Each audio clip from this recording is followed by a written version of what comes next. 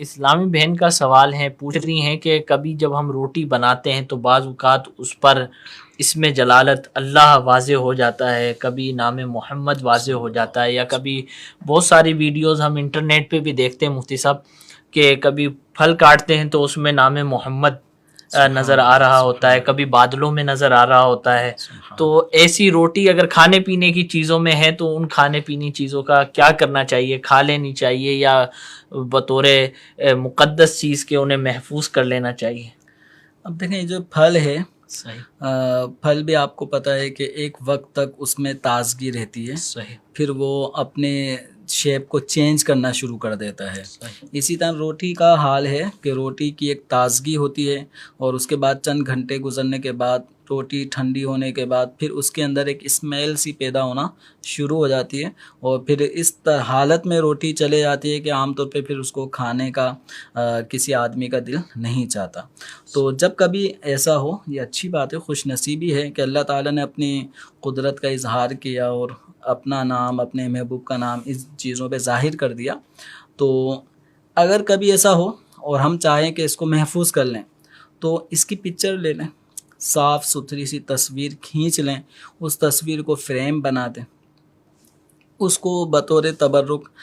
بطور برکت اپنے گھر میں رکھ لیں فریم بنا کے۔ لیکن اب اس روٹی کو ہی اگر ہم فریم بنائیں گے، اس سیب کے ٹکڑے کو ہی اگر ہم فریم میں یوں خاص کر کے رکھیں گے تو پھر دیکھتے ہی دیکھتے پھر وہ مرجھانا شروع ہو جائے گا، روٹی کی کیفیت وہ نہیں رہے گی۔ تو اس لیے روٹی کو جس میں اللہ تعالیٰ کا اور اس کے محبوب صلی اللہ علیہ وسلم کا نام یا کوئی مقدس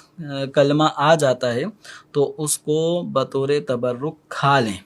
کہ باعث برکت چیز ہے، پھل ہے تو پھل کو بھی کھا لیں کہ باعث برکت ہے، اس کی برکت انشاءاللہ آپ کو نصیب ہوگی۔ تو اس کو یوں ہی رکھے رہنے دینا اور فریم میں اس کو محفوظ کر لینا تو یہ طریقہ مناسب نہیں ہے، کیونکہ وقت کے ساتھ ساتھ جیسے میں نے عرض کیا کہ ان چیزوں کی کیفیت میں تبدیلی آتی رہتی ہے، تو اس کو کھا لیا جائے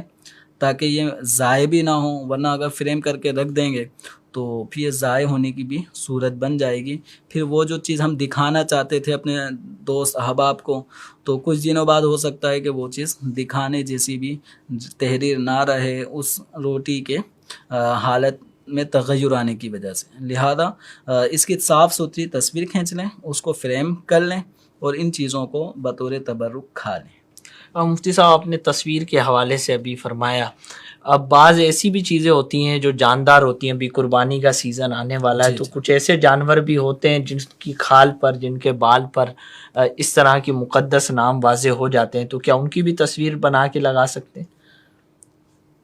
کھال کو تو استعمال میں لایا جا سکتا ہے، اس زندہ جانور کی اگر ہاں، تو اب یہ ہے کہ زندہ جانور ہے، جب جانور ذبح ہو گیا تو اس کھال کو فریم میں لگایا جا سکتا ہے۔ تو کھال کا معاملہ ان چیزوں جیسا نہیں ہوتا، اس میں یہ کہ محفوظ رکھنے کا اس کا طریقہ ہوتا ہے، اس کو صاف کیا جا سکتا ہے، جیسے نمک وغیرہ لگا کے اس کی جو بھی خون، الائش، چربی وہ دور کر دی جائے، تو کھال کو محفوظ رکھنے کے بہت سارے طریقے ممکن ہیں۔